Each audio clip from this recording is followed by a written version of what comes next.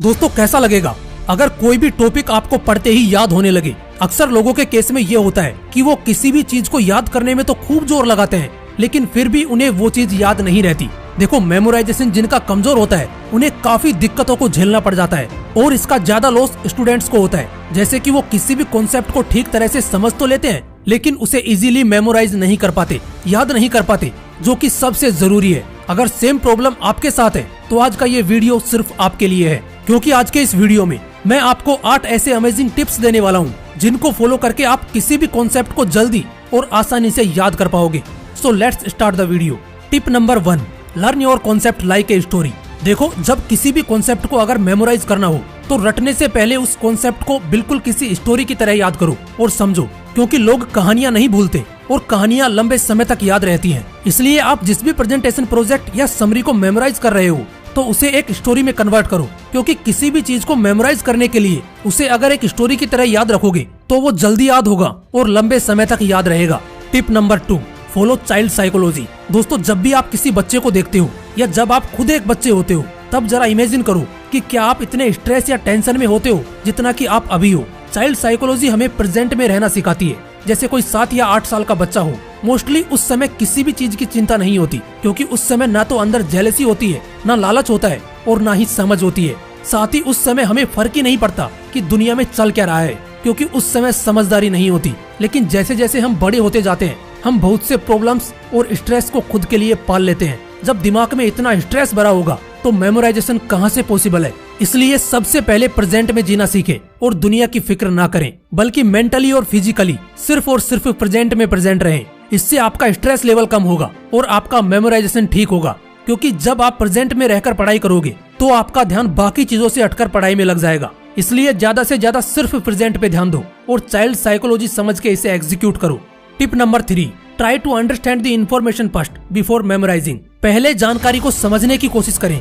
देखो, समझ में आने वाली इन्फॉर्मेशन को याद रखना आसान होता है। अगर आपको लगता है कि आप कॉन्सेप्ट को नहीं समझते हैं तो इसे याद करने की कोशिश करने से पहले इसे समझने के लिए कुछ टाइम और एफर्ट्स दो, और ये आप मेमोराइजेशन से पहले करो, क्योंकि बिना समझे जब भी हम किसी भी थ्योरम को मेमोराइज करते हैं तो यकीन मानो वो कुछ समय के लिए तो याद हो जाएगा, पर लंबे टाइम तक याद नहीं रहेगा। इसलिए जरूरी है कि आप ठीक तरह से पहले जानकारी को समझें, सीखें और उसके बाद इसे मेमोराइज करें, ताकि मेमोराइज इजीली और रैपिडली हो सके। इसलिए आप जिस भी आर्टिकल को मेमोराइज करने वाले हैं उससे पहले थोड़ा सा टाइम उस आर्टिकल को समझने में इन्वेस्ट करिए। Tip number 4, relief your mind.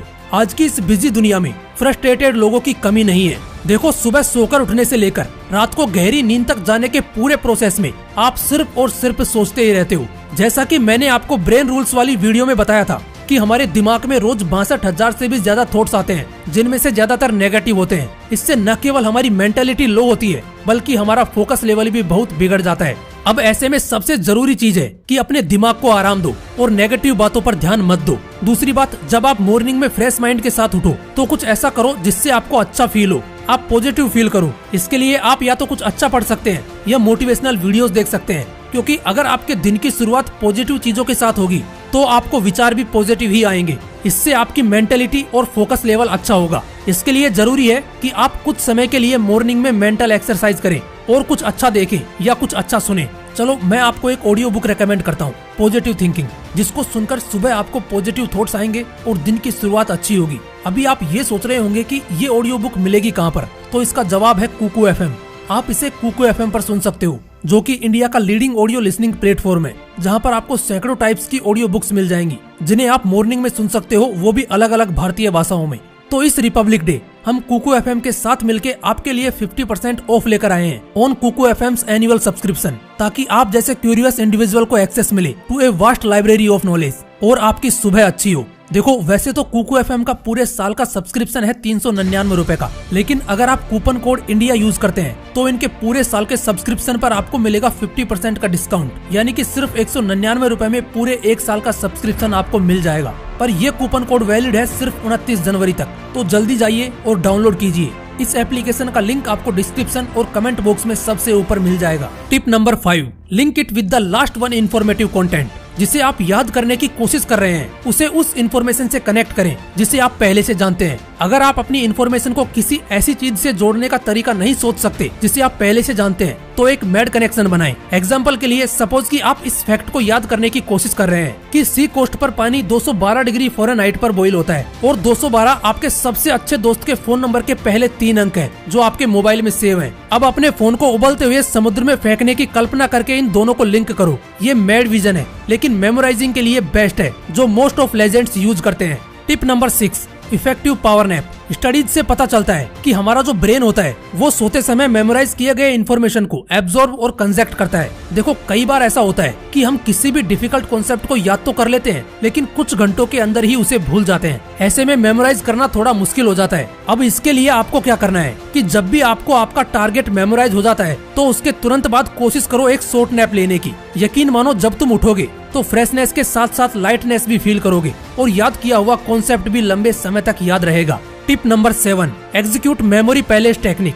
Memorise करने के लिए ये टेक्निक बिल्कुल रामबाण साबित होगी क्योंकि इस टेक्निक का यूज करके आप चीजों को और कॉन्सेप्ट को इमेजिन करके याद कर सकते हो, मेमोराइज कर सकते हो। इसमें करना क्या होता है कि आपको एक पैलेस इमेजिन करना होता है, जैसे जो भी आपका प्लेस है, फैमिलियर या व्हाटएवर।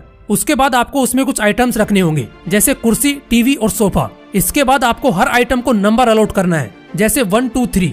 लास्ट में आपको हर एक आइटम के लिए इन्फॉर्मेशन लिखनी है, वो इन्फॉर्मेशन जो आपको याद करनी है। अब इसे उन आइटम से रिलेट करके एक स्टोरी टाइप में याद करना है। ऐसा करने से आप इजीली और इफेक्टिवली अपने कॉन्सेप्ट को मेमोराइज कर पाएंगे।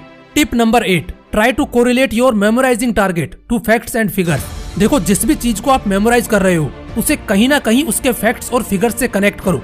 सिंपली कहूँ तो जैसे आप किसी भी चीज को जब मेमोराइज करो तो उसके फैक्ट्स को जरूर जान लो, क्योंकि अगर आप कॉन्सेप्ट भूल भी गए और फैक्ट्स आपको याद रहा तो बहुत जल्दी आप पूरे कॉन्सेप्ट को मेमोराइज कर पाओगे। और वाकई ये काफी अट्रैक्टिव टेक्निक है और मोस्टली फिगर्स या डायग्राम से अपने कॉन्सेप्ट को मजबूत करना एक बेहद ही इफेक्टिव टेक्निक माना जाता है। जैसे आपने फिजिक्स का कोई कॉन्सेप्ट याद किया और आप भूल गए, लेकिन अगर आपने उस कॉन्सेप्ट को डायग्राम से कोरिलेट करने की कोशिश की तो शायद आप बहुत जल्दी उसे याद कर पाओगे। इसलिए किसी भी कॉन्सेप्ट की स्टडी करते वक्त उसे मेमोराइज करना हो तो बेशक फैक्ट्स और फिगर्स से उसे याद करना जल्दी याद भी होगा और लंबे समय तक याद रहेगा। दोस्तों ये थे वो 8 अमेजिंग टिप्स जिन्हें फॉलो करके आप अपनी मेमोराइजेशन को इम्प्रूव कर सकते हो। अगर वीडियो अच्छा लगा तो इसे अपने दोस्तों के साथ जरूर शेयर करना। फिर मिलूंगा नेक्स्ट वीडियो में एक नए मोटिवेशन के साथ। जय हिंद, वंदे मातरम।